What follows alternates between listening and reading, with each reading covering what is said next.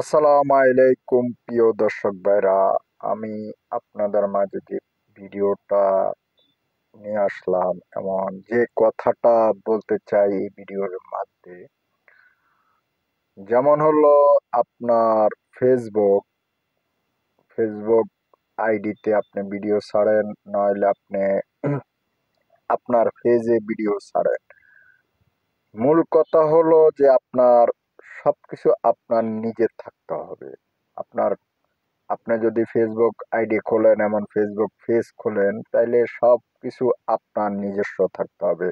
আপনি নিজে কন্টেন্ট করতে হবে, আপনি নিজে বিনোদনের কথাবার্তা বলতে হবে। এমন এই যে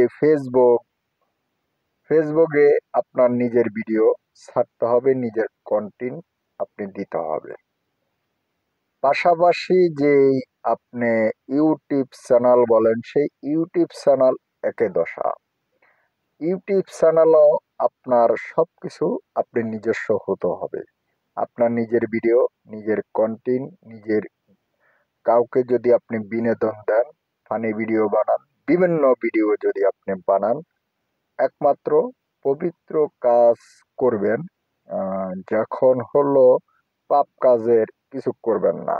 যেহেতু আমাদের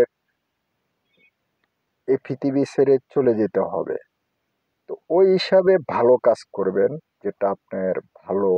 আপনার কারণ আপনি যখন পৃথিবী ত্যাগ করে চলে যাবেন, আজরাইলে যখন আপনার জান কবজ করবে, তখন আপনার ফ্যামিলি আপনার আইডি নাম্বার জানে না, পাসওয়ার্ড নাম্বারটা জানে না, আপনার ছেলেবেলে পাসওয়ার্ড নাম্বার জানে না।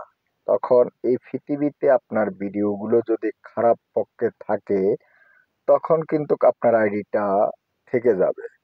তো থেকে গেলে আপনার যে কবরের যে আযাবটা, আমাদের হুজুর মাওলানারা যারা ওয়াজ মাহফিল করে, তারা যে আযাবের কথা বলে, সেই আযাবটা বাস্তব, অনাবাস্তবের কিছুই না।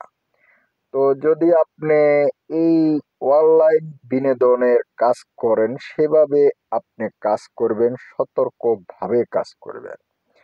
সে সতর্ক ভাবটা হলো কি, যেমন আপনি আহ, দুনিয়া ছেড়ে ত্যাগ করে চলে যাবেন, যখন এই ভিডিওটার মধ্যে আপনার কোনো খারাপ কাজ যখন না থাকে, সেই অনুসারে আপনি ভিডিওটা তৈরি করবেন। যদি ভালো কাজ করেন, তাহলে আপনি ভালো নেকি পাবেন। আর যদি আপনি খারাপ কাজ করেন, তাহলে এই ভিডিওটা যত দর্শক দেখবে, আপনার কবরে ততই আযাব বাড়তে থাকবে। তো সেই সতর্কটা আপনারা থাকবেন। সে সতর্ক হিসাবে মানুষকে অনলাইনে বিনোদনের কাজগুলো করবেন। তা আশা করি কথাটা বুঝতে পেরেছেন। খোদা হাফেজ।